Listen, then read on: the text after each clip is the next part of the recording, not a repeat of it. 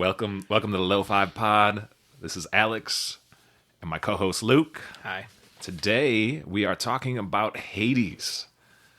Little indie game, little indie joint that came out in 2019, maybe 2020. 2019 early release or Let's see early what the box access. says. Yeah, no, I'm telling you the facts, dog. I'm listening. 2019 early access, spent a year in early access, and then 2020 was the official, full game launch release. What I cannot remember off the top of my head if it started on PC and then made its way to Switch. I believe it did. I believe it was on PC first. I've seen some scuttlebutt that PlayStation's going to get it soon. Right on. I was curious about that, dude, because it's done quite well. It's been obviously a hit. It's been winning a bunch of Game of the Year awards, but it's only on Nintendo and PC. Well, those are the two most obvious homes for indie games. Sure. Microsoft with being the PC, they're there, but on the Xbox, they're kind of good about that, and most of the time they are, so I'm not sure if it's on there. They should. But PlayStation fumbled the bag because I was actually trying to buy it from them first so I could just jump from whatever. Like if I was playing MLB The Show or Madden, I wanted to jump to Hades because of the gameplay style loop we'll get into in a second. It's just very pick up and play. But they didn't have it, so I was like, all right, Nintendo, let's go. Right on. Which I'm glad because I like the handheld. So you do have it digitally. Yes. I'm a crazy person, and I bought it physically. He's a collector. More ASMR. There. Ooh. That is the box opening.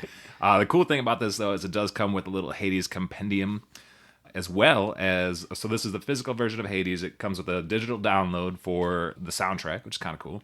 I will not be downloading it, but it's Petridge Farms sponsorship of Kids These Days Just Don't Understand with Uncle Alex is that we grew up with like really cool guidebooks and really cool little mementos that used to come with the physical copies of games. Mm-hmm. And we'll all admit that digital games are dope, but we don't get those cool little booklets. You don't get the sweet little gamer guides, even though the internet is the internet. We're not going to argue against the internet, but like you're probably here through the internet. But the little guides, you miss the books, right? So if you get the Hades hard copy, you get this really cool book that he's flipping through. It's just a small little book, and it's got all the different characters and the artwork for that character, and it's just a fun little thing to have. It's it's just going to sit in my box on my shelf most of the time, but it's every once in a while I might bust it open, take a look. This little nerd booklet has a great nerd case around it, and it's a good time. I don't think we're bringing anything to the conversation about Hades. This has been We'll talk a lot about Hades, but thoroughly. There's nothing new happening here. If you're looking for some new stuff, you're probably not going to get it other than the fact that we love this game. Yeah. I'm just going to throw that out there. I think this game was a lot of fun for me to play over the past month.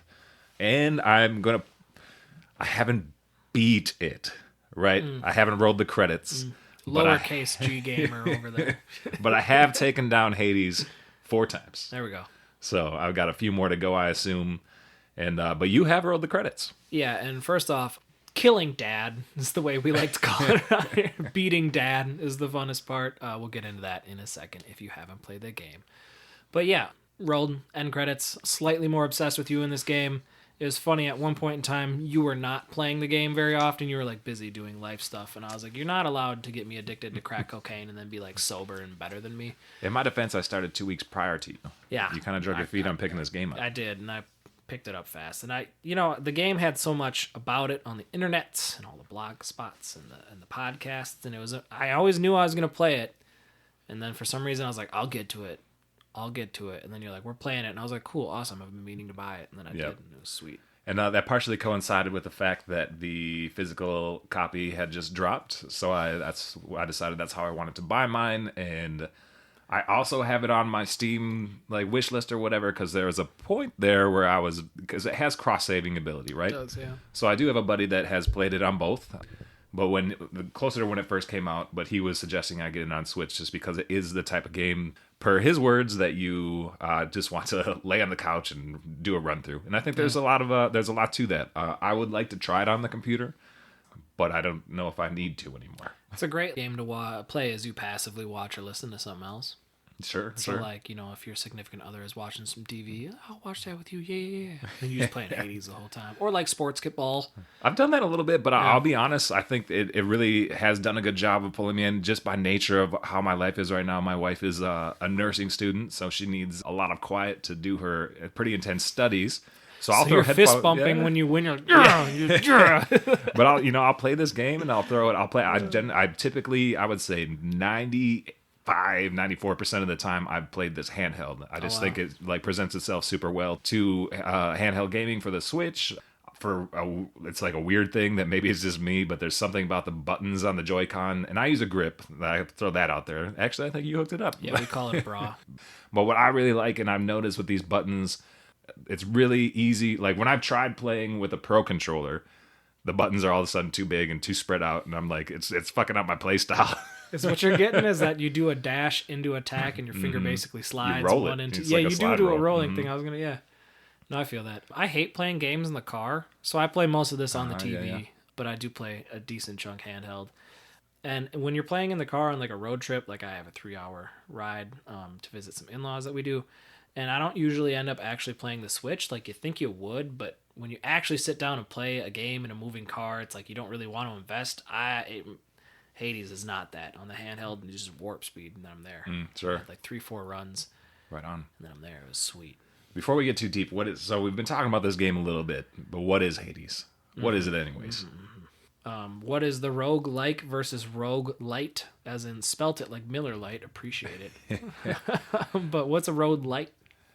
I've heard it described as both, either a rogue light or a rogue like, which are obvious. I don't know if it's obvious, but this is a genre of gaming that is very specific to what it does, and that is basically a dungeon crawler.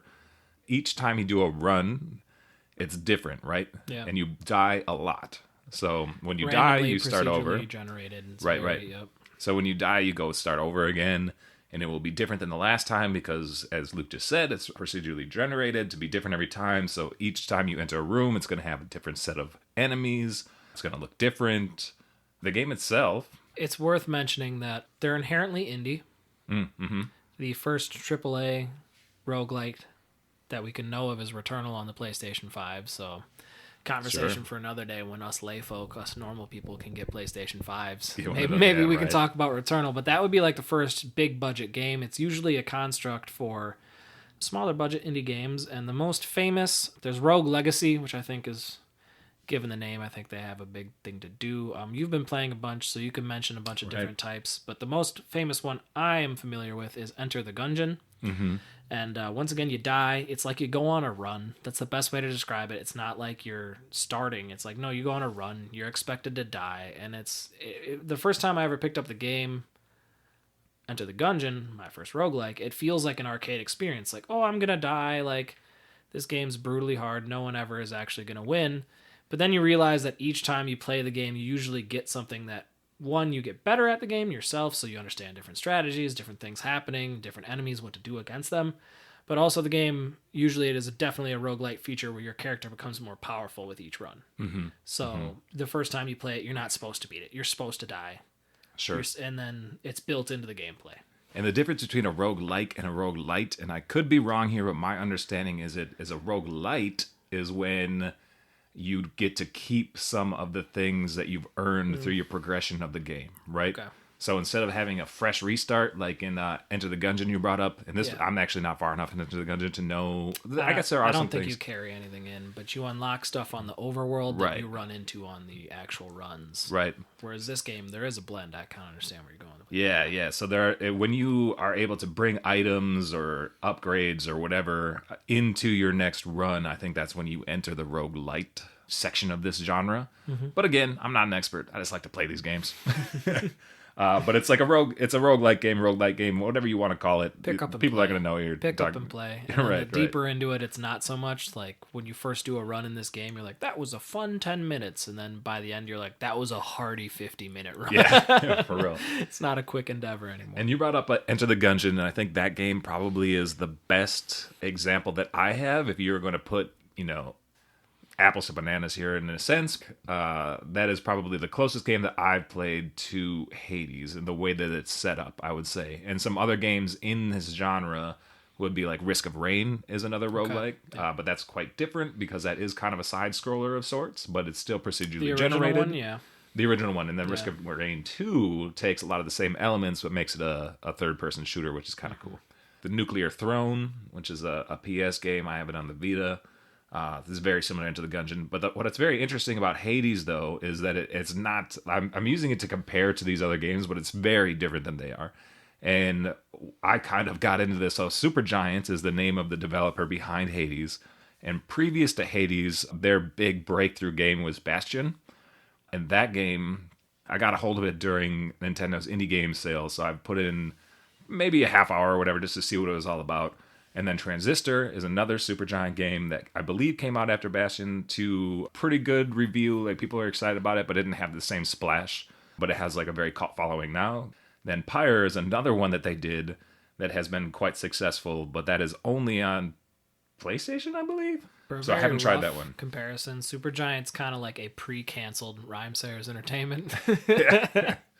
Or like you have like this very successful but not mainstream. So like it is an indie developer, not as huge as of a budgets, but they have quite a pristine reputation, as those games are all big hits, and then Hades was huge. Yes. So it is similar to like when that indie music scene blows up to the point where they almost have a validity outside of the mainstream. So it's almost like, yeah, we're indie, but we're kind of like a powerhouse. So sure, Supergiant's got a name to him. Definitely. So I would definitely say that Bastion gave him that name, and I feel like Hades like elevated it to they're a big dog now. For sure. Yeah. But it's really interesting, and shout out to Game Informer. They had a pretty cool article in their magazine about... Magazine's like a podcast, but they write down what they say. But it was all about Supergiant. It's really interesting. Just it's a very cool story. Like, if you shout out to folks over at Triple Click, but Jason Schreier has a really great book, and then he's just dropped a new book as well that I'm looking forward to reading here soon. But in his Blood, Sweat, and Pixels, he has some great storytelling around various different games and a lot of indie developers, including the folks or the guy who made Stardew Valley. And so, like, the reason I bring this up is I just find these indie developing stories super interesting. How you get a group of people. It's not like these big AAA teams where you have hundreds or maybe even thousands of people working on a really cool game, but you have a very, like, a lean team, right? Working on a passion project, kind of making something come to life. And then when something like that happens, and I bring it up because I would equate those two stories similarly. I guess they're very different, but the fact of this is they're basically swinging, below their weight. It's and it's cool to see such a success for these people that are really obviously passionate about what they do and have some really great ideas, and they're able to bring a title like Hades to the masses, even though that maybe the odds were against them. Definitely, as the gaming landscape becomes more and more validized and just like a commercial success, essentially. Like, you can make money off of this.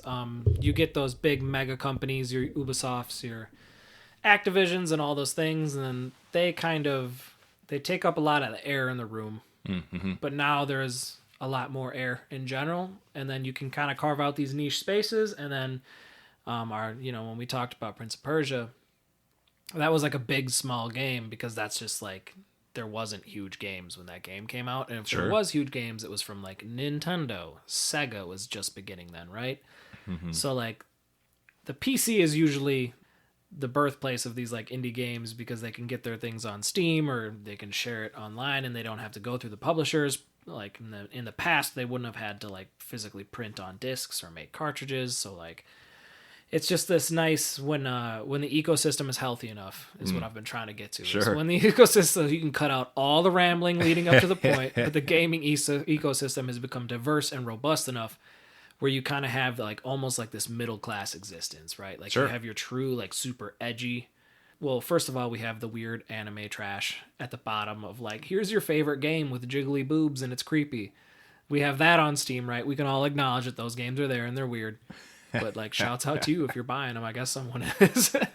And then you have like your super super obscure indies, and now we're kind of getting into this middle class. And I'd say that this game is like a prominent example of like just something wonderful, absolutely wonderful, coming from that middle class, instead of just like those top of the line publishers that come out with all your stuff and then the duds that come with it and all that. But you got this really nice middle class. Sure. And just to throw it back to the whole Supergiant thing and the Bastion and the Transistor, I can't speak for Pyre, but just sampling those two little games is really interesting to see the elements that they brought on into Hades, and then maybe the things that they also changed. So all these games are very different, but they do all fall into this roguelike genre. But they're not the same. They have a lot of different cool qualities to them. Some of the things did carry on If you're familiar with Bastion, it's very narrative driven. So there's a narrator that's a lot of fun to listen to. That kind of, as you do actions in that game, will narrate whatever's happening. It's pretty cheeky. And he's got a great voice. But you do see a little bit of that in Hades too. It's not as much, it's not as overt, but there is a narrator that speaks to your character on certain things, and actually respond to things you do. It's right? Really cool. Yeah. So that kind of thing did carry over, and I thought that was really interesting just to play those two other games, just to get little snippets of what they're like, to see what Supergiant was doing before Hades. But one big thing that they did differently, and I shouted out to Game Informer in this article that they're talking about how Supergiant on Hades did their first early access. Yes. Right? So they based, and that I think plays a good heavy part into why this game has been so successful. Yeah, so early access, for those who don't know, aka you're probably a console gamer, it's something that all companies should be doing, because if you haven't noticed with like new games coming out, CD Projekt Red's Cyberpunk being the most glaring and embarrassing example, they're shipping us non-finished games. Mm-hmm. And then as we play it and complain and figure out everything's wrong with it, they fix it, they apologize. And like sometimes with these big releases, the best time to buy a game is like a year after it releases. So on the PC, it does allow, especially because we're talking like all digital sales and like the Steam and just like the player base behind it, you have early access, which is like the developers are basically letting you in on the process. And they're like, this is most of the game. We're just working on it and we want your feedback. And it's actually really cool. And it has led, you'll hear us talk about this later, but it has led to this game being insanely balanced. Like you get power-ups in the game. No power-up feels too much overpowered compared to the other. And you just don't get that in a game unless people have put hundreds of hours into it, helping you develop it almost. So it's like opening the door. The fans buy it usually at a lower price. Mm-hmm. And then you kind of get in on this experience, and then you can kind of watch the game grow. They respond to your feedback, and then the game launches as a whole complete product after all of that. Sure. It's like what would have been a QA team of X amount of folks is now thousands and thousands of people that have access to it via early access, and therefore it can be a very powerful way to really polish your game, Yeah, absolutely. Polish is probably the best way to put it. Like you're just kind of those finishing stages where you're sanding everything down, and the fans know exactly what the fans want. Sure. Right. So they'll help you out. And so I will say thank you to everyone that did early access, because I got to play a very polished, awesome game, and the experience was phenomenal. This has been a lot of fun to play, and there's a lot of elements that go into that. And I think that a big part of that is, well, there's a bunch of pieces of the puzzle, right? It's the artwork is beautiful, the music is super fun and awesome, but then the storytelling is great as well, right? And it really plays into this, the way that it works.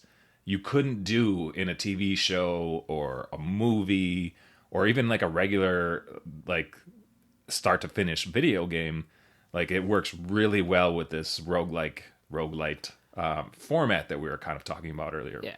It's really cool, and it's like something you realize as you're watching it happen, and it's like very, very fun. But you're just like, it's built around the gameplay loop. So most games tell the story, and it's through cutscenes or it's through your actions, and you're just kind of like, okay, like, and this is the point where I'm going to set down the controller, and they're going to give me a Hideo Kojima 20-minute cutscene. Like, sure. It's a movie kind of broken up with like game, whereas this is very much built around the gameplay loop. So very basic spoilers, easy to get out of the way. You are a son of Hades, Zagreus, and you are trying to escape from the underworld. I think we can not mention why.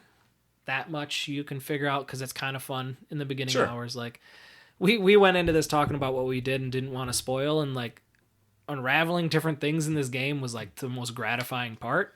Sure. So even before you quote unquote beat the game, which is escaping from hell, like there's progression. There's always progression, and like there's little bits and pieces of storylines as to why you want to escape and what you're escaping for. And like your character's even finding that out. Right. And it gets rolled out over a decent chunk of time. Like I think I was probably 10, 12 hours in before I was starting to get into some meaty parts of the story. But it didn't feel that way. It did not feel that way. Because the game is so paced. It is. Beautifully paced. And it's fun to do it now. I have not rolled the credits. I have not beat the game. I will say this, that there are a series of different bosses that you fight in each of those runs, and I died, the first of which is Megara, who is one of the Fates. So hot. Is that right? Yeah. I mean, she got Furies, sexy. Fates, Furies. Yeah. And I died like probably 7. It probably took me 6 or 7 runs before I was able to beat her. And now I beat her pretty simply or pretty easily almost every time. Get me on a Death Defiance once or twice. Yeah. Every once in a while. The Death Defiance is part of the game. So like when you first start, you only get 1 death. And when you die, you're done, right? And as you unlock things over time, Death Defiances are one of them, and the Death Defiance makes it so that you regain half of your health after a death, right? Worth mentioning that you're in hell, like so when you die, you're like back at the beginning, and you're up where you're greeted in hell, and the dude who's Hypnos is just constantly making fun of you. Yes. And always referencing what it was that killed you, so like when it is Meg that killed you, he has something to say about it, or if it's just like a pretty easy enemy, he'll be like, wow, you must have fallen asleep there, and you're just like, I swear to God. That's a pretty solid Hypnos. Yeah, he's pretty sassy, but yeah, continue, sorry. No, I mean, basically, what I just wanted to speak to was these choke points, right? And as you progress and get better at the game and start to unlock certain things, like the playthroughs become easier. Like I wouldn't say it's easy to escape hell, no, but it becomes easier. You become empowered over time. Totally. Yeah. Through things like boons, which are basically gifts from the gods that empower your character in certain different ways, and all of the gods that you encounter offer different boons. Each one of those runs, you'll get different things offered to you. It's like a loadout.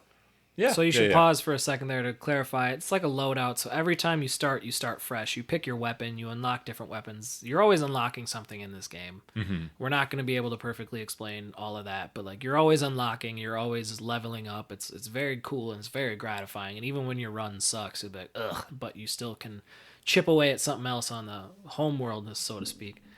So the boons are you start off on your run and you're basically a blank slate. And then think of it's like adding to your loadout.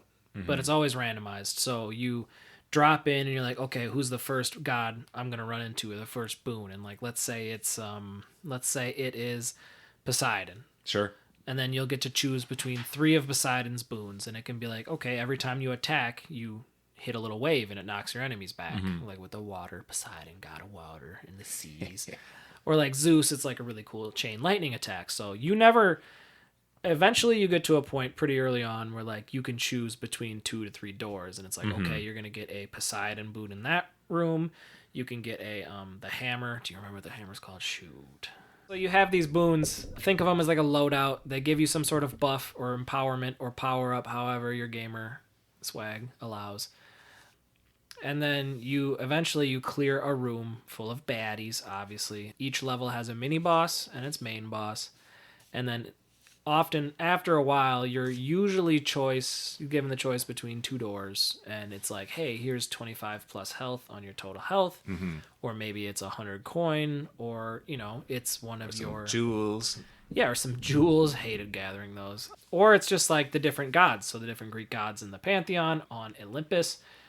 Didn't mention this in the story. You are trying to escape hell, and the whole idea is that Nyx, creator of the night, lives in the house of Hades, blah blah blah. You'll get all that, but essentially she has reached out to them and they are trying to assist you, and because it's not their domain, there's no way for them to assist you, so they're able to send you and communicate with you in these brief little snippets of time. So that's kind of the gameplay and how it melds in with the story. So over time, the game does an awesome job of like mixing and matching the abilities. You could try to build on like one god's power-ups. Like Zeus, it's pretty obvious his stuff is mainly around lightning bolts. Sure. That's his vibe. So like, towards later into the game, like you can get this stuff where it's like, okay, well, Poseidon, most of your moves make waves because once again, god of the sea.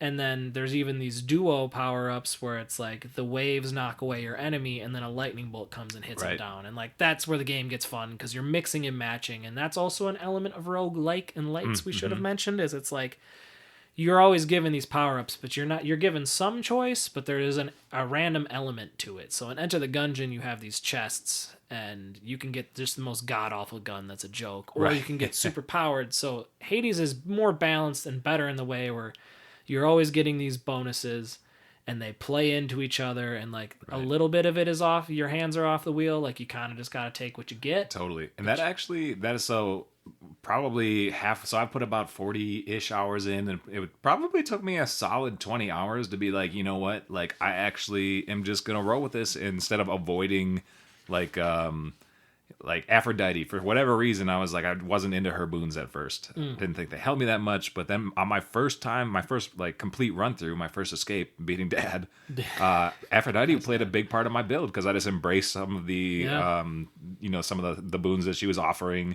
So I had this build that was a lot different than what I had been typically seeking out prior to. And I think that really speaks to your point of this game being super balanced, because you can actually escape or do a complete run through no matter which boons are given to you, right? So you might have preferences, you might have favorites, I have favorites, but you can use just about any of the loadouts, that they're giving you to win this game and be successful at this game. I'll get into some of my favorites later, but I do have to say a similar story real quick, bouncing off of yours, where I hated Artemis and I thought she was a joke as far as she's a cool god, I like her story and all that, but I was like, these loadouts don't help me at all. And then as the more I got into the game and the different strategies, she's actually one of my favorites. She's pretty good. If you build your stuff around the cast. The goddess of the hunt, right? Yep. If you build your stuff around the cast, like she has ones where when they get dislodged from the enemy, they take damage on the way out, and then you can combine those with all these different fun things. This is a good part to mention that you have 5 basic like button uses or whatever. Yeah. You have a regular attack, a super, like a special attack. So regular attack, special attack, a cast, which is like a magic attack, basically. It's a projectile. Yeah. It's like, it looks like a little gem that you throw at people, and then the different gods will change what that looks like for you. Right. But yeah, in general, the base one is like a little projectile that you shoot out and hit them with. Sure. Fourth being a dash, which is kind of like, to use the Enter the Gungeon example again, it's like a roll, your dodge roll. You're momentarily impervious because it's not a bullet hell like some other games where you have all the lights coming at you with different bullets, but there is a lot of that.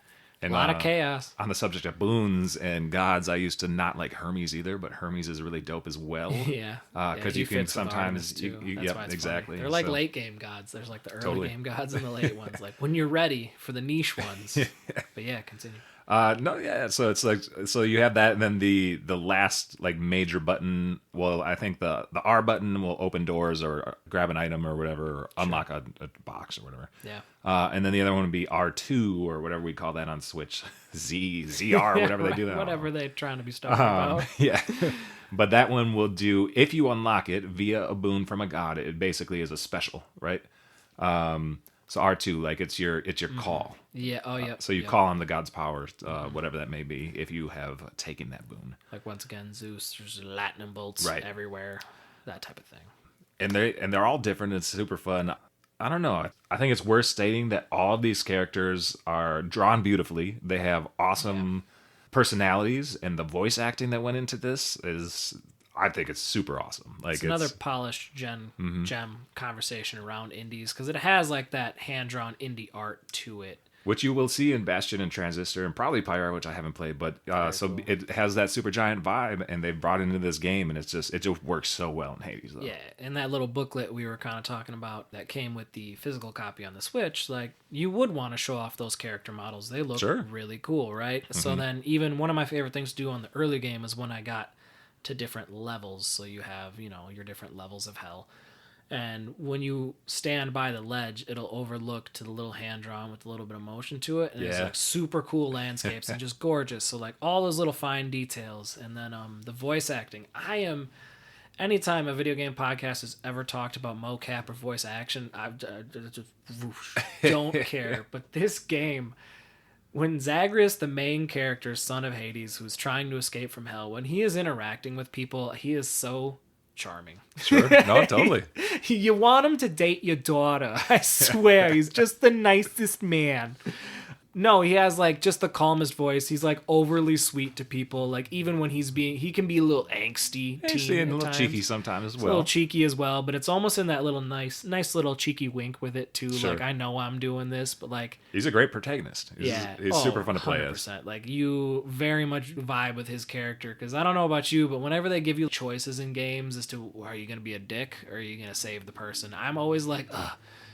God, I gotta save the person and like get the person at the bottom of the well, and then like listen to their story. Go save the princess. Go save the princess. And then in the games, when they give you the option to just be ruthless to the person, I always am like so hesitant. Sure. So when you don't have the choice as to how your character asks, but if they act as pleasant, sure, as Zagreus, and the voice acting is just super cool. Like through and fun. throughout, every single character has a very like you get an attachment. Totally. Because I kind of forgot to mention it with the gameplay loop. Every time you come back, everybody has a new thing to talk to you It keeps about. you moving because they add little bits. And you're also, I think you meet, who is it? Achilles is in hell, right? He gives you a book or something, some sort of weird book that you are... Essentially, it's like the Pokedex. Yeah, basically. Pokedex, Basically, that's a nice way to describe it. But he gives you that, and they're supposed to be like he is supposed to have written all this stuff in this book already. But you kind of unlock that information, right? And as you continue throughout the game, like if you take just to use Achilles again for an example, every time you talk to him, it might be the third time or the second time or the fifth time, but it might add another line to his Pokedex. Yeah, no, absolutely, and it's really cool. And you find stuff in the underworlds, or whatever you want to call it, hell. Hell, raised by Catholics, but like think of like the Greek underworld as not everything's hell. Like there's a hell portion of hell, but there's also like This game is like the opposite of Dante's Inferno. You're working up instead of down. Right. Watched that recently. Wild. But yeah, you just keep discovering little bits and pieces. They give you tips. There's a mirror back in your room that Nyx gives you that gives you power-ups. Those death defiances we talked about earlier, you can save up enough of the resources you find on your escape runs, and then we're just going to call it the run zone and the home worlds. And when you're back at your home base, you can add to these things, so you can get up to like 3 death defiances. So like super helpful. And it's built into the game. Like at first I felt guilty, like should I have these? And like no, they 100%. Yeah, no, they I want more. Yeah, as many as I can get. They are helpful, but I would also just say, like again, with this voice acting, it makes you and the storytelling. It's all very connected, but like you end up caring about everybody's story, personal, and they all bring a different aspect and element into this different overarching energies, story, and they all have different things going on, and it's like this very like. I'm hesitant to call it surface level because it's not a surface level game, but when you first approach this game, you might feel that it's somewhat surface level, right? Yeah. But then as you keep just kind of making your runs and learning more about each of these characters, you start caring about them, like Achilles and Patroclus. You end up finding that they're lovers and they've been disconnected, and you're trying to like figure out their story and how you can connect them again. And it's like, actually, I think I might have just burned that one for you. Well, I already knew about that one, but Orpheus, my music. I was so tired of his deal, but recently, fixed that one. So yeah, you have this big goal, right? The meta goal is basically learning about everybody, right? Yeah, you have this big goal of escaping hell, though. And then you just have, like, that micro level. You have all the little things. So the game does such a good job of, like, they're always keeping you playing for some reason or other. There's the gameplay loop itself, but then there's, like, I want to go on one more run. Sure. Because I want to unlock this thing. Or I want to go on one more run because I want to see what this character has to say. Right. So they're always pulling you in. And it's just little snippets, but it's like juicy enough where you're like, I am willing to burn another. Actually, I do my runs in about 30 to 40 minutes, but still, that's a chunk of time. No, they get beefier. As mentioned before, at first it's just pick up and you're like, this just fun, 10 little minute jaunt, and then it gets to the point where you're, unlike Returnal, you can pause the game. Oh, sure, I've heard about that. Save and return to it. So like you can definitely pause, and then you also have the option of quitting. So like if you quit, it saves at whatever room you're in. You can go. You have to have cleared the room, but you can go back, which is a nice feature. It's not like a save scum situation. Right. It's right. It's very very honorable. There are so many cool characters in this game, and as we were saying, the art's beautiful, their voice work's beautiful, the storytelling's great. Who are some of your favorites?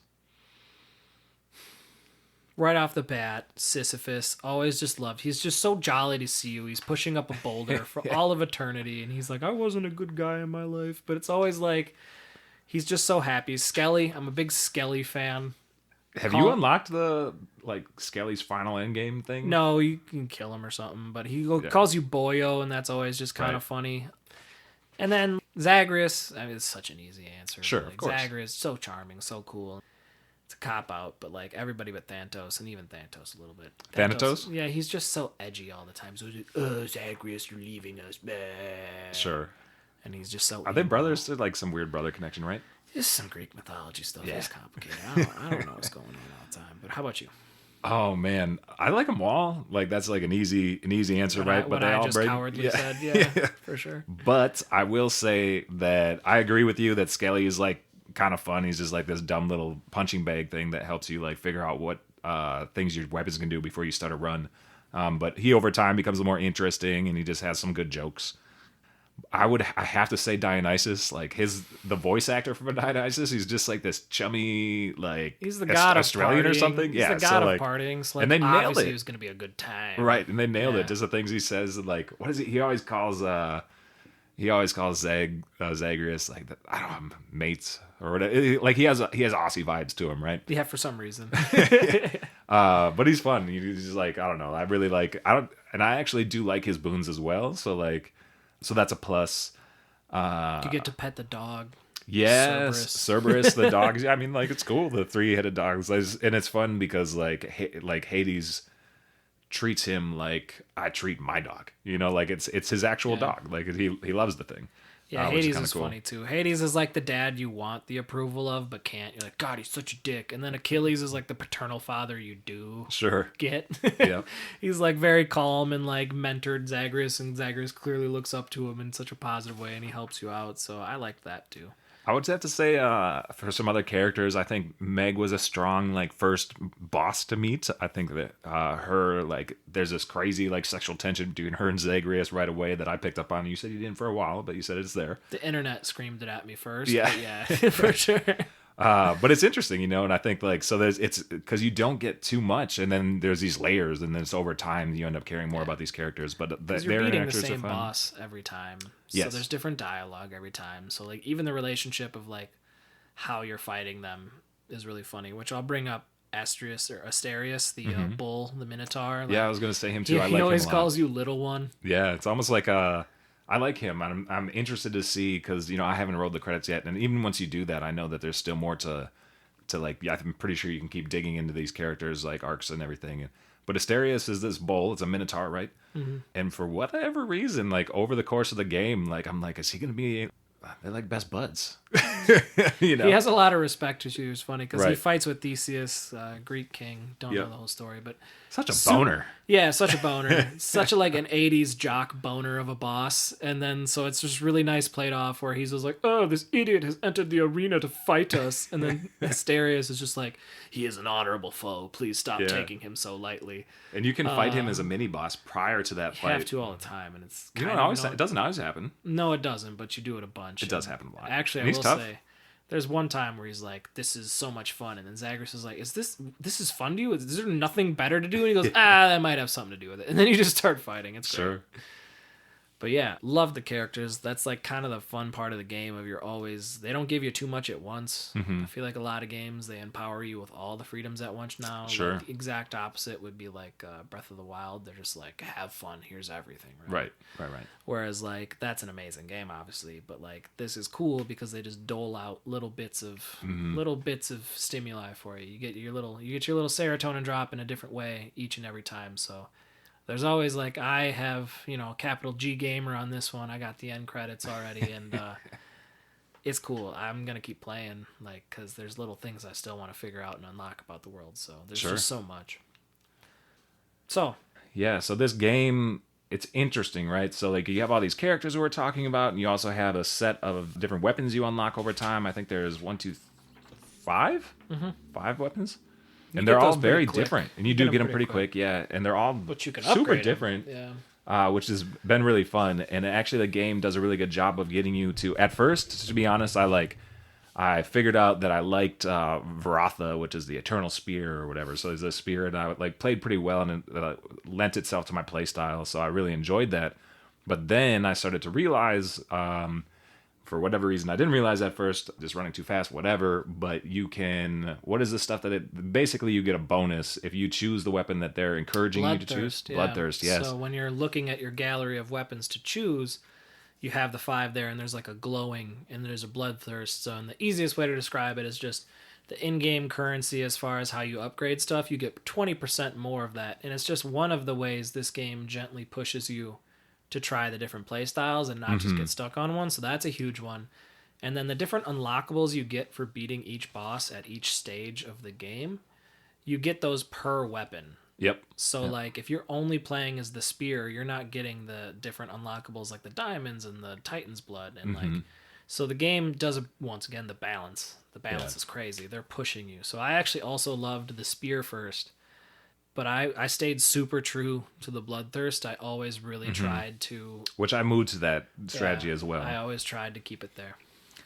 Interesting. And I think... So we'll just run through the weapons quick. We have Stygius, which is the sword. Then we have Varatha, which is a spear. You start with the sword, so it's like your weapon or whatever. Right. And then you have Aegis, which is a shield that you can throw, and you can also actually use it as a... These Greek names. Sort of comes up in the game. You're just doing the most. Yep. Continue.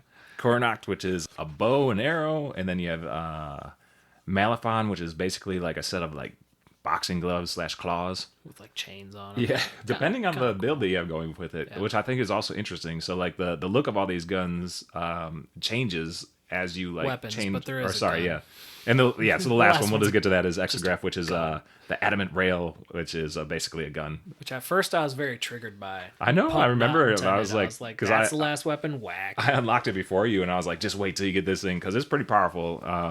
And then you're like, what is this? And I was like, just my first dub. Was it your first win? Was with that? Oh, right on.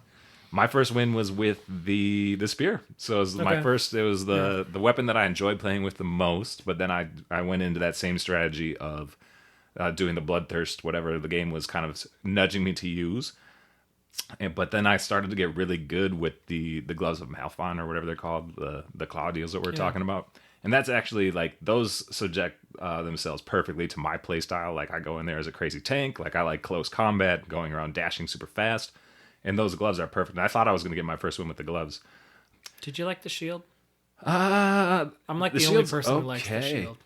So it's interesting because as time goes on, as you start to play with these weapons more, you start to figure out what you can do with them, and it's like really interesting because I was just saying that my playstyle is like a super tank playstyle, but if you are using the shield, you can do some of your attacks in the same manner as the gloves, where you're like really close combat and etc. But you can also have the ability to throw your shield pretty far, right?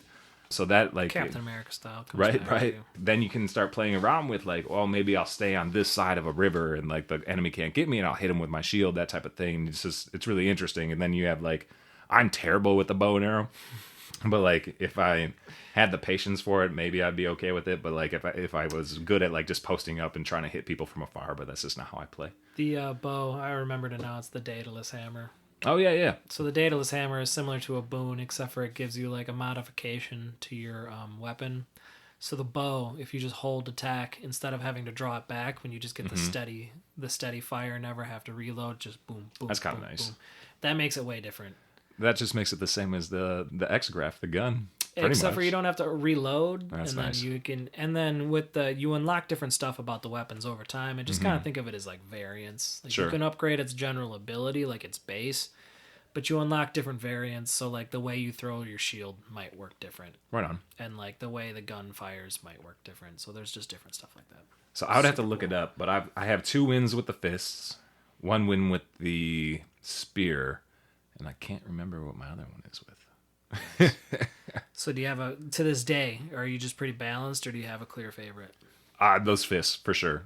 I've done it with a few different build outs for the fists, but there is one in particular that pulls the enemy in towards you, and then as I do my run, like I use the Daedalus hammer and a couple other things more liberally than I would with other weapons to just make Zag super strong. And that has worked out to my benefit, especially when I start using boons like weak. There's also boons that allow you to deflect. So like if I can get my character to a point where he's deflecting attacks, also making people weaker, then I can just tear things up. Yeah, so with everything, and that goes back to the balance, but with everything, I always had such a sure way that I thought you should definitely play when I started. So I used to build everything around the dash. Because I was always moving, and I was like, in a game like these, and any roguelike I've ever played, it's just like move, move, move. Which is kind of how I play it. Yeah, right? But I understand that I don't I shouldn't all the time. Well, there's that, but it's also like I was building around the dash so much, and like a lot of the attacks or a lot of the dashes when you empower them, there's an attack element to it. So you have the deflect one, but also like every time you dash, a lightning bolt strikes. Right. Every time you dash, it leaves pool of drunkenness for. That one's so dope. I love that one. That one is cool. It's got a cool little graphic. So I used to be super obsessed with that, and then or the razor that you get from the God those of are War. Actually probably the best one in my humble opinion. But yeah, the more you play the game and the way that it encourages you to use the different weapons, it also encourages you to do different builds. Sure. So like, for example, the sword, one of the upgrades to the sword is that, when you lodge a cast in somebody, you can knock it out. So I'll build my whole build around the idea of like trying to find ways to make those casts as powerful as possible, and then the knockout process and gathering them as easy as possible. And I'll build my entire playstyle around the different boons I'm getting based around that strategy. So like, at first, just like I hated Artemis and Hermes, at first I hated different types of weapons, or I preferred the spear and I preferred the shield. I still don't like to fuck with the bow, but I do it. I've won with the bow. Good for you. That's and hard to do. The variants make it cooler. I'll say that. Yeah. So when you unblock different stuff with the Titan's Blood, it'll make it way more palatable. I've heard it's the best from some though, so that's just this. Well, game. I think if you're the type of person that is has the patience and enjoys like, because I mean that's just like I've already said, like I play like a tank, right? Like, and I'm well aware of that, and I know that like I mean that's very similar to how I play a lot of games. That's just my play style usually. Ain't no one got time for patience. Yeah, pretty much. So, but if you're the type of person that really enjoys like picking people off from a distance, if you're like into shooters and stuff, then you might really like using the bow. For a build out that because as we've been talking about these different builds, I get super stoked when I start to get a build that will upgrade my special, because I'm kind of a dash special kind of guy. I like to hit dash special, then hit a regular attack, throw in some casts. Dash attack to special, dog. Right. Yeah, dash exactly. Attack, then special. So if I can upgrade my special, that's great. If I get in an opportunity where your attack will increase your HP, that also has done some really great things for my runs. There's another one, like if you kill someone with your special, you get some HP. So any of the boons that allow you to get some HP from defeating or attacking enemies. Health is not an easy resource to come by. So like I love those ones. You're a bit of a glass cannon. I also like, we were talking a little bit about them, but the boons that do some sort of attack element as you dash, the drunken pool deal that leaves that like the hazy thing, they'll give people hangover is what they call it, but I think it makes them slower, and maybe I think they lose some health. That type of thing, are the razors that you get from Ares. But then you can dash around and kind of leave this path of chaos behind you, which is really helpful, especially if you're like, we're talking about that Minotaur, the Astrius earlier, like he's a bull, so he bull rushes you sometimes. Chases you, So yeah, if anybody's chasing, if you're in a room where you're getting enemies that are chasing you, like that's a great strategy to use. Those are my favorite boon builds. But then you also have to add, I think I mentioned this earlier too, but any boon that will give you a deflect is also really nice. So on my first win, I can't remember, I think Those it's are maybe usually around Czechs, Greek mythology. No, it's Athena. One of the most I was going to say ones. Athena. Rough. Those are usually around Athena's. Yep, so she has a really cool one. She has a couple different variants of it. One shows up as you dash, and it'll hurt an enemy and also deflect, which is really tight. And then if you couple that with a couple of Hermes deals, so Hermes has a thing, I think it's called, I don't know if it's steady, or basically it makes it so you run faster. And then there's a moment afterwards where your character basically, they just can't be hit, right? So if you're just dashing all around, like they can't be hit by, if you're like dashing all over the place, it's super hard for an enemy to hit you. So like I like to build all those things up and kind of just go around and create massive chaos. Yeah, and that's, we joked around when you're talking about how you like the button layout. It's almost like you're rolling, like one goes into the other. There are times I've found myself like I'm straight rolling. Yeah, there's definitely like hit, dash, hit. And it probably looks like you're button hacking. No, I know it's exactly crazy. what I'm doing. Yeah. But yeah, no, it is chaos. It is fast paced. You got a room full of, essentially each encounter is just a room full of bad guys that you got to clear. And there's different variances, but Poseidon is one that I hated for a long time, but actually like, when you start to combine a lot of his things together, and that's true with everybody. Like, so with Athena, you can deflect, and then all of a sudden it's like a deflected attack also exposes a foe. Mm-hmm. And that leads to this. So like the game, one, encourages you to mix them up. And read, because it's not going to like tell you that. So like it gives you notes. Yeah. They give you like little notes. If you start reading those notes, you're going to get a lot better at this game. And then sometimes two gods show up, so you'll see a boon for Zeus, and then there'll be two dialogues because Poseidon will come in, and that's when you get those cool. I find those just to be fun because there's a luck element to it. Sure. Because you get the same type of general choices to choose from, but they range in rarity. So if you get the really rare one, even if you don't want that ability, you're like, oh, that just makes it so much stronger. I know. I usually go with the most powerful boon. Yeah. Like, a lot of times they'll make you choose between two, but there are certain elements where it's like, I'll go with one that's just like, a regular one. Epic boon. Yeah. But like I don't want it, but it's like so powerful. And it depends on where you're at with like I have found myself starting to make choices on like where I'm at in my run and like how much money I have and like all this other things, because then I know that if I choose, like if there's ever the opportunity to go into a room that is going to have two gods to get two boons from, I take it, because that's going to upgrade my person two different deals. Not on level 3. What do you mean? It's not Minas Tirith. That's one of the rigs. But the third level before you get out, not the final stage, but before you get out, like when I start to run into those pick a god and then you have to fight the one you don't choose, like their little minions. And they're hard. Like, they can be hard, which is why if I'm later in the game and I'm like preserving health, I'm like, I'm just going to go for the lame door over here. I'm going to take this lame door. I'm going to live another day. I've probably done both, but I generally, it does depend on what my health bar looks, because I know that's going to be I just don't want to burn a Death Defiance if I don't have to. And it's such a gamble because you can get those refilled by Patrocles or whatever, or you can buy them for like 200 coin or something like that if they show up. The worst is when you roll in, they're like, you can buy this Death Defiance, but you'll be like short 20 coin. And you really could use it, but it's funny, you like open up the dial, and then like Zagreus would be like, "Well, really could have used that money now." You know? Yeah, there was this time I was like, "Sweet Death Defiance." Then I ran towards the door, and I saw I was about to get the free replenishes, and I was like, "I hate everything." Like, check the door first. But yeah, I mean, even if you have your favorites, once again, unlike Enter the Gungeon, you're never gonna have like an unlucky or a bad run. Sure. You're always going to be equipped with something that makes you slowly powerful. I love Eurydice. I love how she gives the things that either upgrade the rarity of your boons or the overall of your boons. I think those are really fun choices to make, and like depending on your build. And yeah, I guess before we're done talking about favorite god builds, Demeter needs to be mentioned. She's like this goddess of the seasons. She gives you the frost stuff. Yes. She actually was a big help in one of my first wins. And one of her cast deals, you can like drop these like laser shooters. I used to love it. I have moved away from it because there's other things I like more, but that was really helpful for me. That actually is the boon that encouraged me to start using my cast more. Oh, funny. Because I used to not fuck with the cast at all, because I was like, well, I don't know why. But then I realized it would be really helpful. Yeah. And then like with hers. Then I realized, she does frost, which slows down your enemies and like to almost being frozen. And there's a lot of build up. Like if you layer this much frost, there's a frost explosion that hits the area. So a combination of her and Zeus are literally how I probably won my first 3. Right on. And my first win was with the gun, and it didn't feel good.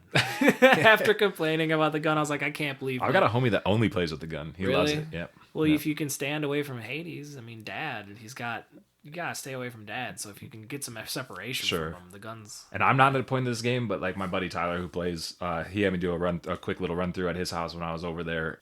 And I hadn't even unlocked the gun yet, so it was kind of fun to like try it on his.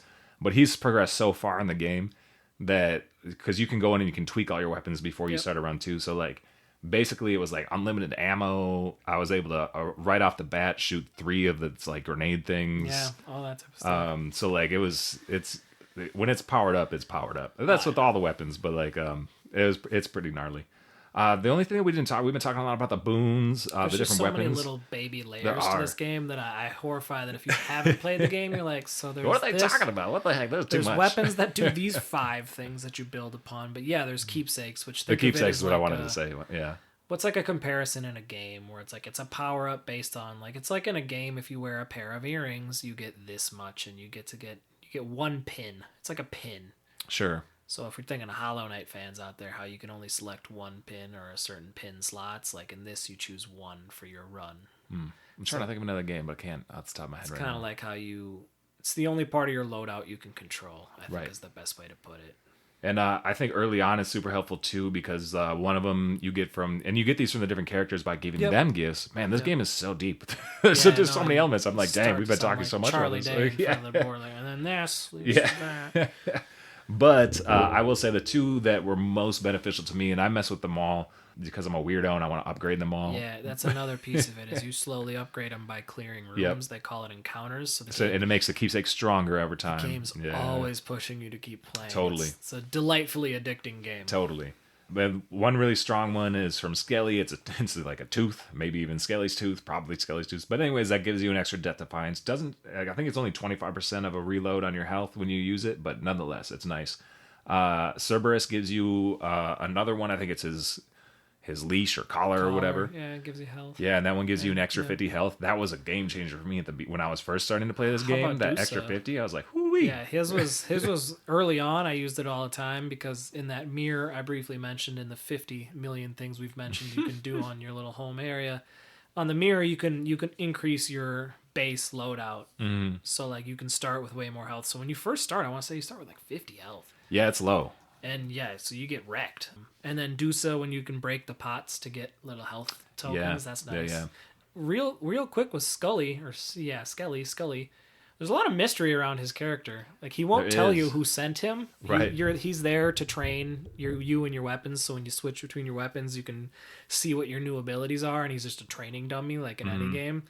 But there's so much mystery, and he's always playing coy with you about who sent you. Right. And you ask other characters about him, and they always act like, bro, what are you asking? Yeah. Are you insane? What? And there's this point he gets really emo, and he just basically wants you to kill him. Yeah, there's that. But normally he's pretty happy. Did you catch it? Hermes caught you wearing the tooth. And he's like, bro, I know that, but how do you have that? So like that might be the last mystery I need to figure out here. Is saving Scully. Putting them out, but anyway, yep. Cool. I mean, like, so those are my two favorite keepsakes. They do a lot of. There's ones that do a bunch of different stuff. I do find, and you do have the opportunity to switch up your keepsake at the beginning of each level, which is nice too. But you can't switch back. That's right. So it's tricky, and it adds to the strategy of your play in your run through your build. So what I found myself doing is I'll like pick one because I'm trying to upgrade it and use it and learn it. And then when I get to the last level, I'll switch now to I'll switch to the collar, Cerberus's collar, so I can have that extra 50 hit points. Because I've found that I used to go between that and Skelly's Death Defiance, but the Death Defiance only, I want to say, gives you like 25. It's just not enough hit points. So it actually gives me... percentage, though, isn't it? It is a percentage. So if you built up your health over time. And I usually try and get at least 200 health, like going into the end. So like, it's whatever your calculus is, for sure. So I will generally go with the hit points, and I'll switch it up there. So there's another little pro tip for anybody that's like finds their choke point at the last level when they're fighting dad. When you're... Switch it to that hit point. We got to mention choke points first. This game, all of the compliments that just keep going in: balance, patience, pacing, all those things about this game and the varying play styles. It's like this game can be described as a series of choke points, and that's what, in my opinion, makes it different than some of the roguelikes I've played, where you do get better in roguelikes, but there's just other things out of your control in the most part, whereas in this game, you feel more empowered. So like, when we first ran into Meg was just wrecking our stuff. Yes. Even the mini boss on the level 1, I want to say I died to them at least once. Yep, mini bosses were tough, and they still can be tough depending on what your load is. And the game hits you with so many variants, you're not getting bored. Like it'll be like, you thought you fought that mini boss, and then when you beat the game, there's this whole mode that they add to it, not soft beat. So when you first escape, when you roll those credits. No. Oh, you're talking about the first one. When you first beat Dad, when you come back, it's like you have these different factors that make it harder, but you get different rewards. So like the game's, once again, always giving you these different things. With the choke points, there's definitely a very strong one for me anyways, was Meg. It's basically all the main bosses. Who was the biggest one for you? Because I know who mine was. I know who pissed me off the most. Honestly, probably it might have been Theseus. Fucking Theseus. Yeah. Just because, like... He's such a dick about it. Just because it's like... He's such a dick about it. And once you get that far, you've already probably put 25 to 35 minutes into your run. Yeah. So when you lose to him and Asterius, you're just like, oh man, really? I got to do that again? And it's the two of them. You're right. And it's every single time. Who do you usually try and take down first? Oh, because, no spoiler there, but Asterius. For those of you, there's a good reason that you should take down the bull first, so just do that. I typically do that out of all my runs that I've encountered those two. I always there's only been one run where I took down Theseus first, and I did it on purpose because I just wanted to see if the story would change. Oh, word.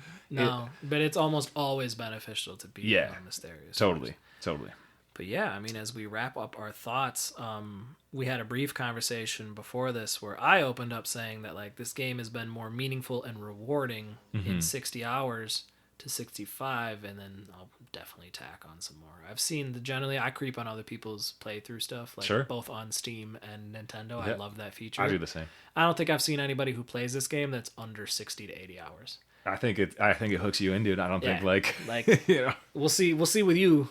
We'll see with you if we can get you to 60, but I bet we do. I'm about 45, and I've only got four. I've only had 4 escapes. You're about to go on a run because you've cleared that checkpoint, or not choke point. But yeah, so just like this game, Red Dead Redemption 2, I think I like this one more. Interesting. As far as I expected as much out of Red Dead 2, whereas like this just hits you from such a different weight class, and we picked up this game after the hype. I would say so. Like we knew we were going in, and I both of us are also avid listeners to Triple Click podcast. Shout out to future friends, but avid readers of Kotaku and Polygon as well, and as many gamer sites as I can. So my ish was infiltrated with Hades content. Yeah, so I have been consuming most of my Hades content from the Triple Click folks, and they are head over heels about this game, and with good reason, I think. So shout out to you guys for recommending this game and for not spoiling it too hard, and I hope we didn't spoil it too hard for our listeners, but I feel like there's a lot in there to take in. And you're gonna forget all of it. But yeah, so like I look at these games I've played, and I'm always playing on some sort of game, and different games have different ways that it hits. So like Cities Skyline has become a huge piece of my gamer life, but like that doesn't have the same gratification. It's just a different ballpark, right? So this game is like, if Animal Crossing wasn't what it was last year, like it's just not fair. Like it released on like the date of the pandemic, and like was what brought people together. Everyone is screaming you have to stay indoors and not talk to anybody, and Animal Crossing was the game where like, I can help you with that. Hang out with my friends on your island. I spent a lot of hours on that game. Yeah, no, when if we have children and they, what was the pandemic of 2020 like? My head's just gonna go. So like game of the year, not even fair, not even close. In any other year, if you're purely objective reasons, this would have been it. Is just, which is awesome because it's Supergiant's an indie developer. Yeah, it's like an indie film winning the Oscar, and then everyone being happy about it, as opposed to like, what's this film I haven't heard of? It's like, I can't wait for this game to get unleashed on Xbox and PlayStation. Assuming that happens someday, it will have another resurgence. I'm pretty sure. Like, there's just no way. So good, and it feels so fresh, and it feels so new. Even if it's like we're comparing it to other games that it's definitely built up off of. Yeah, totally. But it just feels like it was a watershed moment. Yeah. Of gaming, it kind of feels like that, especially for like the indie scene. A very validizing moment. So that's my soapbox. I really like this game. It's cool. If I had to make a list, I kind of cracked a joke at you. You're like, it's probably one of my top 10 games of all time. Alex's top 10 game list is probably 42 games. Pretty much every game I've ever liked. Mine too. But if we can be fair to ourselves, and we can capsulize different eras of gaming, and then there's some games that transcend eras, and that's like Ocarina of Time. Sure. Right. Or like even Breath of the Wild. Or like, not to be too Zelda specific, but that's just my list, right? But this game, at least, I'll say at the least, within the era of when I'm looking at this stage of my life, if I were to look at games that were the most fun, the most influential, the most gratifying, it's up there. Yeah, I would 100% recommend this to anyone who enjoys like. I have been recommending it. It's annoying. I try not to do that with games, but I've been like up in people's business. Like, you should play this game. I have as well. The tricky thing is a lot of the market is just that there's a lot of folks that have PlayStation and Xbox console gamers. So if they don't have a PC or that's what I've run into is I've told a lot of folks about it, but they don't have maybe they don't have a Switch or they don't have a PC. Yeah. But no, I would absolutely recommend this game. I think it might be a step above like the casual gamer's game. But if you're someone who enjoys video games and just enjoys like Greek mythology, like there's nothing not to like about this game. It's Hades so fun. Or The Witcher 3, Alex. You can only play one now. What are you gonna play, dog? Dog, that's really mean. That's Alex's real baby child. That was I'll another be like, game you for should me. play this game. He's like, I got back into The Witcher 3 again. I'm like, cool. Witcher 3 is dope, dude. If you made me choose between the two, I'd probably go Witcher 3 just because of like the vast craziness and I can play Gwent and Witcher 3. I'd choose this, but I feel you on what you're saying. Cool. I 100% feel what you're saying, yeah. I mean, if you force me to choose, I would probably still have to go Witcher 3, but it's tough, man. I do think this game it's definitely a recent favorite of mine, and I am excited to see what happens over the years. Like, will I return to it? Like, so we don't have the context of time yet. Right. But in the immediacy bias of everything, right? It's probably the coolest game I've played in the last 3 years. Sure, it's knocked down a huge barrier to a whole genre. I know we did a terrible job explaining the roguelikes, but it's kind of hard though. Right. When describing this game and like talk around Returnal, I've noticed that when you're not talking to some nerdy niche gamers, you're like, so a roguelike, and then you're describing the word you're using to describe the game. So you're like, well, then there's randomly procedurally generated, and you're like, I'm gonna have to describe that now. Yeah. It's like, but it has opened the door for me. Like, there are so many games that I've been playing concurrently with this game, not nearly as much time, but it's been a lot of fun to dabble in some other games that are in that genre, and it's quickly becoming a very fun genre for me. Like, I think that it's just like, I will look, if someone's releasing a roguelike, I'll be very tempted to play it now. Yeah, so to combine our last 2 points, I think it's a pretty easy yes. Will you keep playing? I am a little bit ahead of you, but I still feel the itch and it's just so easy to pick up. Sure. End of the day, not heavy on your brain, not that investment to get into the game. Mm-hmm.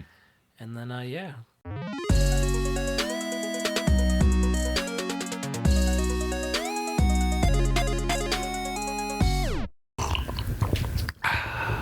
Ooh, wow.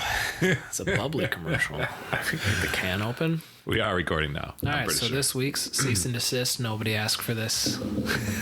Sponsor of the week is Miller Lite. Miller Lite. Dad beer of choice. This is what you do when you go to the liquor store. You get your shit beer and you get your good beer. I ain't rich enough to do all good beer. You got to mix it in with the shit beer, so...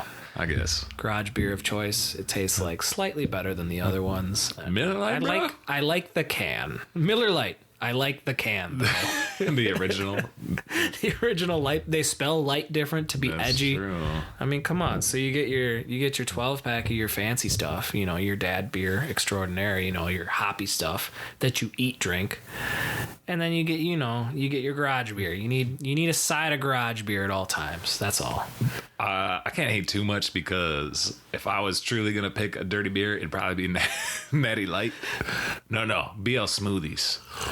Bush Light smoothie. Yeah. Bush Light over Miller, bro. Bush Light over Miller. Nah.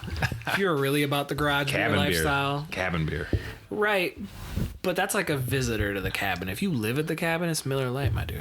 I'm a brand guy. I have allegiance. If we're picking Bush beers, family? it's nah, dude. Anheuser-Busch. It's gonna have to be hams. Yeah, like hams over Miller all day. For emotional purposes, then I'm going Grain Belt. But like, Grain Belt doesn't. Yep. Anyway, that was our shout out to all the beer companies. If you want to sponsor this, that'd be great. Miller Lite does do a bunch for podcasting, so if you would have just started off like, heck yeah, what a great garage beer, brother, we could have been sponsored, but here we are begging for money now. So there you go.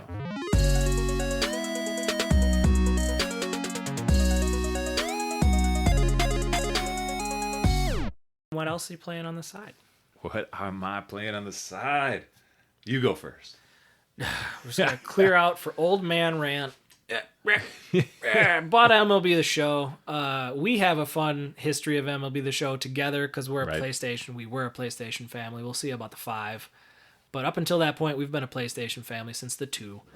And MLB The Show has always been an exclusive. And like, there's a time that you came back from Spain. I was a senior in high school, so you lived at home for a little spell. Mm-hmm. And we had our created character that was your guy, but I had a pitcher, and your guy was a hitter. So I was like, let's just both play. And then we were like, perfect. And we played for hours, and it was so goofy. Just hitting dingers, stealing bases. And it was just funny because I'd get home, and you'd be like back from work or vice versa as to whoever got home first. And you'd be like, all right, what'd you do? And you'd be like, all right, 4 games, about 2 home runs. And like, it was just as fun back because that type of sports gaming can feel a little bit solitary in the sense that it's solitary, that you're just kind of on your own and you don't have anybody to geek out with. So that's the jolly part. So I bought the new one, and like I've just come to the realization, this is a topic for another day, but like video games aren't starting. The target demographic is no longer me. Getting old, bro. I'm gonna be 29 soon. I now have the disposable income for the target demographic to be me. Just wait until I fully bring you into retro gaming. Right. And maybe that's why you collect these games, because you're just an old man from the mountaintop being like, I don't know what these kids are into, but look at my library. Understand.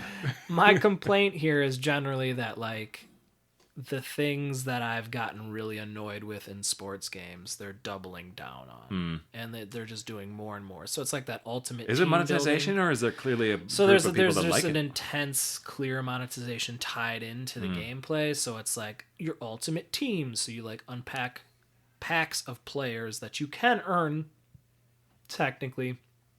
But you'll be like, I have Albert Pujols at first base, I have Willie Mays in center field, and I have Derek Jeter at shortstop. Sure. But some whale somewhere spent a bunch of money, so no matter how hard you play, someone's always better.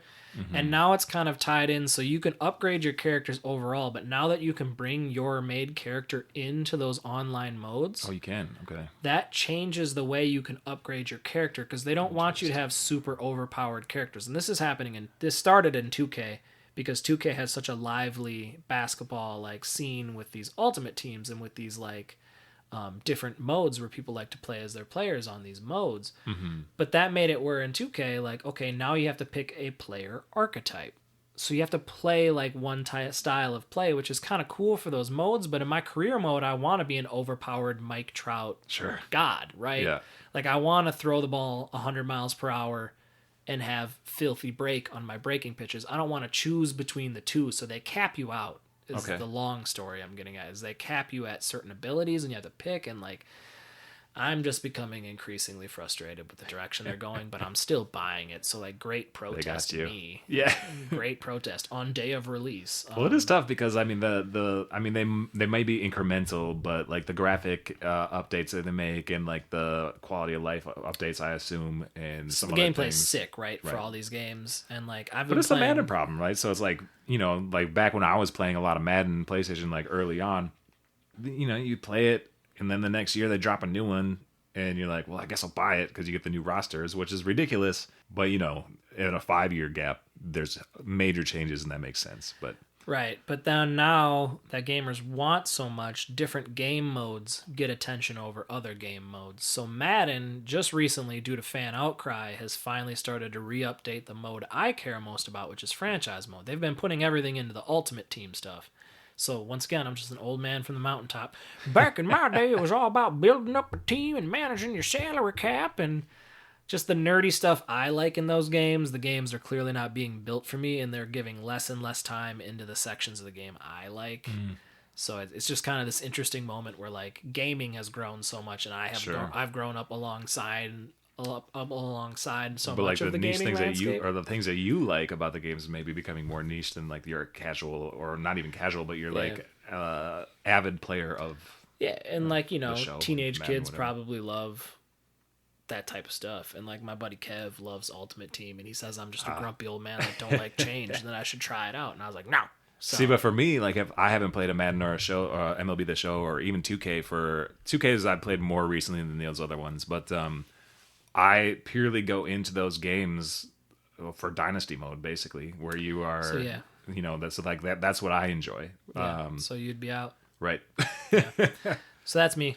MLB The Show and Hades, and I'll continue playing Hades and kind of whiff waffling between two. Cool. I will pretend like I played Final Fantasy VII. I said it on the last pod, and then I picked it up again, and it didn't save this battle I did, and I was like, I'm not doing that again, so I just deleted it, and I was like, I'm done. I had enough. Sure.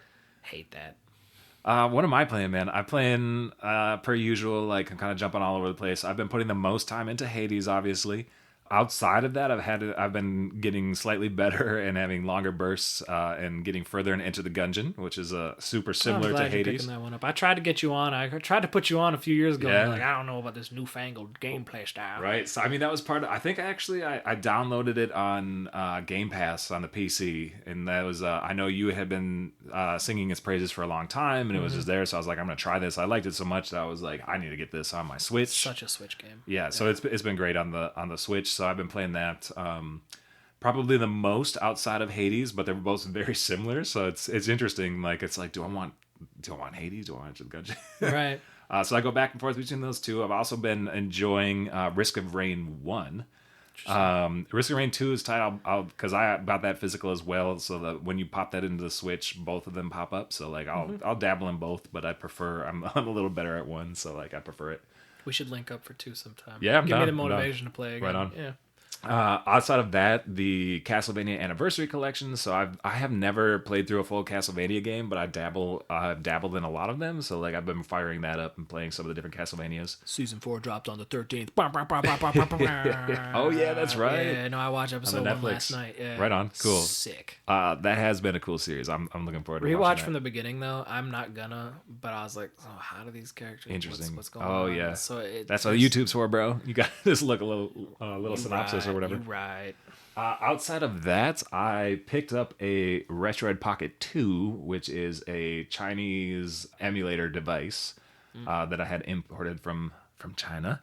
And it's cool, man. It's interesting. So, like, I mean, I know that there's a lot of stuff around ROMs, emulators, and stuff. I do play with them. I play with them for older games. I also collect for older games, so specifically like Game Boy and stuff. To be fair, he owns enough of these games to have the legal right to ROM them. But it's a lot of fun. So this Retroid Pocket 2 is really cool. I've been having a lot of fun kind of tweaking. It's called RetroArch. Some people call it RetroArch. But, tomato, whatever. Thanks for that ASMR moment. Yeah. Continue. So it's cool because you can like not only... There's different versions of this Retroid Pocket 2 that you can buy, and they all like are meant to invoke a different style and play era. So like mine it looks like it has the same buttons, colors, and color of the old Game Boy, the original DMG Game Boy, right? So it invokes this nostalgic, the like toaster oven itself. Yeah. So it invokes that bit of nostalgia that you don't typically get from a lot of these other emulators devices. So I think that's really cool. And then, there's different emulator programs, and RetroArch has a bunch of things. They're called shaders. They basically set it up so that you can tweak the visual display to make it look like you have scan lines, or to make it look like if you're playing a Game Boy game, you can switch it up so that the screen looks like an old Game Boy screen. You can also switch it up so that the game looks like an old Game Boy Pocket screen. So it's like these weird, like little nerdy things that like just really, for me, like, even though I have a pretty massive Game Boy collection, like I do find myself like kind of just poking around on the different ROMs that I have for Game Boy as well on there, and that's been a lot of fun. And it's also like a nice way for me if I'm like trying to decide if I should get another Game Boy game, which is a problem that I have. I can give it a little test run on the ones that I don't have. I give it a little test run to see if it's a game that I would actually enjoy playing. Sure. So yeah, no, it's been cool. Those are kind of the things I've been playing amongst other things. You brought up the Castlevania anime, so I just have to give a shout out to Cowboy Bebop as well. Not a game, but that's another thing that I've been on this past month. Nice. I'm probably on episode 8 or 9. Way late to the party on that one, but I'm actually it's super fun. I have a little list, so my last cease and desist. Nobody asked for this sponsorship. The non-sanctioned sponsor of the week would be Yasuke on the Netflix. Right on. Not amazing, but like great to good. Yeah.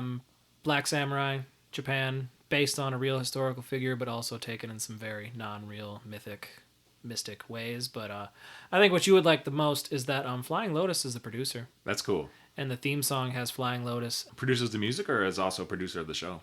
Composition, so all the music. Okay. And just the score of the show. That's cool. And then Thundercat is the feature on produced by Flying Lotus, beat made all that, and then singing by Thundercat. That's super dope. Yeah, it's like the coolest theme opening I can think of. So I'll have to check that out. There's your last non-sanctioned sponsor. So there you go, Miller Lite, Netflix. Who else did we shout out today? Some other people. Send us that money. Right. I'll rep your stuff so hard.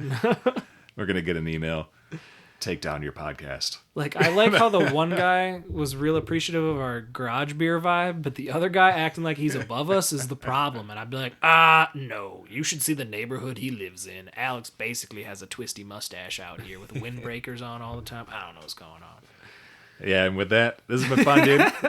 Go out, get some Hades in your life. It's super fun. Follow us on the social medias at Lo5 Gaming. Hit us up on our Discord. What else? I started up we got a subreddit now that you can join if you'd like. We're everywhere. We're going to be everywhere. Say no drugs, say yes to pizza. All right. Till next time, y'all. Peace.